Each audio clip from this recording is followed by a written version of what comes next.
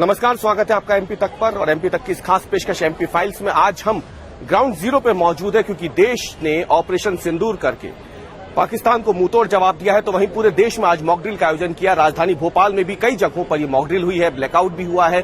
और ऐसे में भोपाल कितना तैयार है अगर कोई हमला होता है। तो हमारे साथ आज एक्सक्लूसिव बात करने के लिए एमपी फाइल्स में मौजूद है भोपाल के पुलिस कमिश्नर हरिनारायण चारी मिश्रा जी, जिन्होंने इस पूरे ऑपरेशन को देखा है, मॉकड्रिल को। सर, आपने देखा, सबसे पहला सवाल यह है, मॉकड्रिल तो आपने देखा, कितने संतुष्ट है और भोपाल कितना तैयार है यदि सही में कोई हवाई हमला होता है मध्य प्रदेश की राजधानी पे? तो देखिए, किसी भी तरह के मॉकड्रिल का या इस तरह के ड्रिल का उद्देश्य होता है कि आकस्मिकता की परिस्थिति अगर हमारे परिवेश में, हमारे आसपास कभी पैदा होती है तो उस समय हमारा रिस्पॉन्स कैसा हो, हम किस तरह से उसको प्रतिसाद करते हैं, किस तरह हमारा रिस्पॉन्ड हो। आम नागरिक उन मुद्दों को लेकर के संवेदनशील हो, इन परिस्थितियों में भी एक सुरक्षा, सजगता और सतर्कता के साथ रहे। तो खासतौर पर इसका उद्देश्य पूरा होता हुआ दिख रहा है। अभी जिस तरीके से लोगों ने इन मुद्दों पर एक अच्छा रिस्पॉन्ड किया, लोग इन मुद्दों को लेकर के संवेदनशील हुए। और ये ऐसे मुद्दे हैं सुरक्षा से जुड़े हुए, लोगों के स्वास्थ्य से जुड़े हुए, कि एक आम नागरिक को समान परिस्थितियों में भी इन एसओपी से अवगत होना ही चाहिए। खासतौर पे आज आपने देखा होगा वर्कशॉप भी कराया गया और लोग अवगत कराया गया। तो इसका उद्देश्य है कि कोई भी आकस्मिकता अगर आपके परिवेश में पैदा होती है, उनसे हम किस तरीके से निपटें, किस तरीके से हम एक सहज भाव से लें, किस तरीके से इनका प्रतिकार करें, किन एसओपीज का पालन करें कि सुरक्षा के मापदंडों का पालन हो। इन सारे बातों को ध्यान में रखते हुए आज का मौके पर। सर, जब हम बात करते हैं भोपाल की, तो बड़ा सिर्फ एक राजधानी नहीं है बल्कि एक महत्वपूर्ण शहर है जहां पे भेल जैसा बड़ी औद्योगिक इकाई है, साथ ही में आर्मी का 3ME सेंटर भी है। तो कितना संवेदनशील होता है भोपाल, और अगर हवाई हमला होता है तो इन जगहों के लिए खासतौर से क्या कोई विशेष गाइडलाइंस रहती है?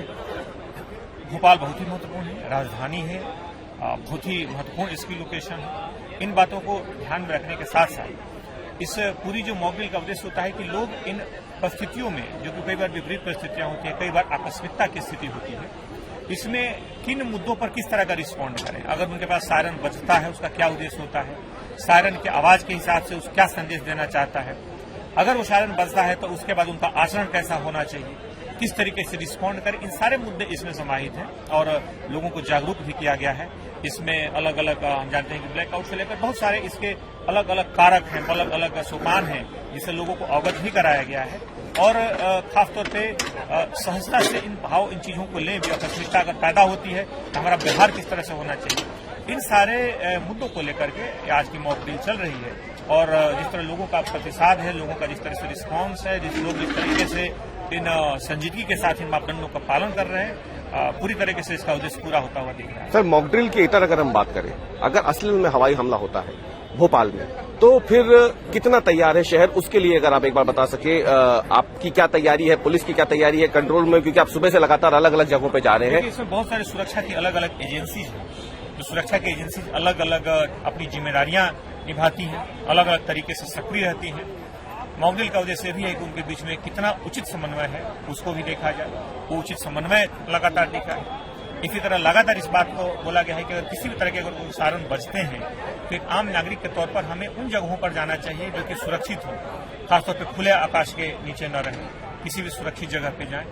वहां पर जाने के साथ साथ वहां पर अगर हम किन जगहों पे वहां पर हम ज्यादा, और बिल्डिंग के अंदर कहां सुरक्षित हो सकते हैं, किन भूमिगत जगहों पे जा सकते हैं, सुरक्षा उन जगहों के बारे में भी लोगों को अवगत कराया गया है। खासतौर पे मीडिया के जो बहुत सारे साधन है, संचार के साधन, उसके माध्यम से लोगों से उन मुद्दों के बारीकियों के बारे में बताया गया है। और खास तौर पर उद्देश्य यह है कि लोग इन मुद्दों को लेकर के संवेदना फैले। जैसे ब्लैकआउट उद्देश्य है कि हम लाइट्स को अपने बंद रखें, गाड़ियां चल रही हैं गाड़ियों को रोकें। खासतौर पे अलग अलग परिस्थितियां, अलग अलग चुनौतियां पैदा हो सकती हैं, और उन परिस्थितियों को हम सहजता से लें, उन परिस्थितियों में हम घबराएं नहीं, उसको सरल सहज भाव से लें, बस सुरक्षा के मापदंडों का पालन करें ताकि वो किसी भी तरह की उसमें आकस्मिकता हमारे सामने हमको दुष्प्रभावित न कर सके। सर, एक अंतिम सवाल, क्योंकि आपने अभी कहा कि कई कारक होते हैं जब इस तरीके के हालात बनते हैं।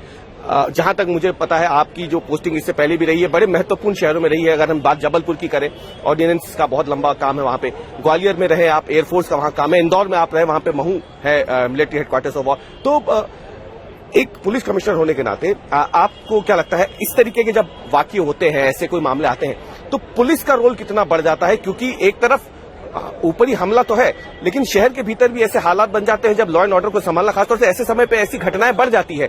स्नैचिंग हो, चोरी लकारी हो, या फिर जो अगर हम स्थानीय स्तर पे लॉ एंड ऑर्डर की बात करें तो ऐसे में पुलिस का रोल कितना इंपॉर्टेंट है, और खासतौर से जब आपकी तैनाती ऐसे महत्वपूर्ण शहरों में भी रही है, उसे देखते हुए? आकस्मिकता की स्थिति में आंतरिक सुरक्षा भी एक बड़ी चुनौती होती है। खासतौर पर बहुत सारे अलग अलग घटक होते हैं, जैसा आपने बताया कि कई तरह के अपराधों की परिस्थितियां हो सकती हैं, कानून व्यवस्था की स्थिति हो सकती है, कई तरह के अलग दूसरी तरह की चुनौतियां हो सकती हैं जो अचानक पहले से उसकी हम प्रत्याशा नहीं कर रहे होते हैं।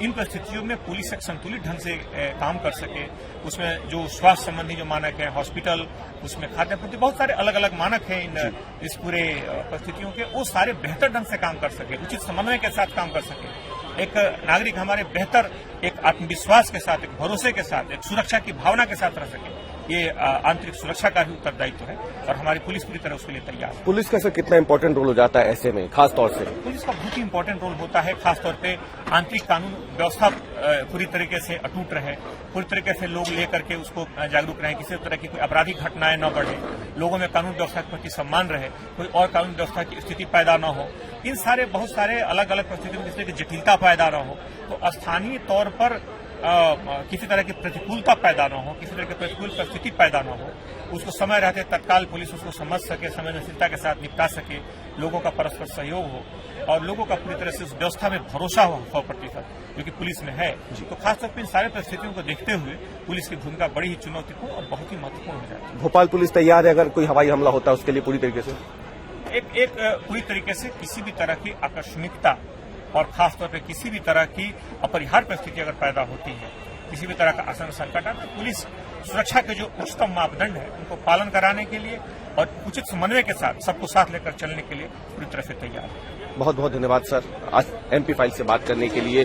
भोपाल पुलिस कमिश्नर हरिनारायण चारी मिश्रा हैं, जिन्होंने बात की है एमपी तक पर एमपी फाइल्स में आकर के, और स्पष्ट रूप से उन्होंने बताया है कि जब इस तरीके के कोई हालात बनते हैं, आपात स्थितियां बनती हैं, तो इसमें पुलिस का जो किरदार है वो और ज्यादा महत्वपूर्ण हो जाता है, खासतौर से ऐसे समय पे जब मुद्दा बाहरी सुरक्षा के साथ साथ आंतरिक सुरक्षा का भी होता है, और ऐसे में स्थानीय स्तर पर कानून व्यवस्था की स्थिति काबू में रहे, शहर के भीतर अप्रिय स्थितियां ना बने, इसमें पुलिस ने अभी तक उच्चतम मापदंड अपनाए हैं। सभी एजेंसियां मिल करके राजधानी भोपाल में काम कर रही हैं, फिर भले ही वो स्थानीय प्रशासन हो, स्थानीय पुलिस हो, एनडीआरएफ हो, एसडीआरएफ हो या फिर दूसरी एजेंसियां हो, सभी एकजुट होकर के आज राजधानी भोपाल में इस मॉक ड्रिल को करने का उद्देश्य भी यही था कि अगर इस तरीके की कोई आपात स्थिति बनती है तो भोपाल ऐसे हमलों से निपटने में कितना सक्षम है, और ये तमाम बातें आज एमपी फाइल्स के जरिए हमने आपको बताई है।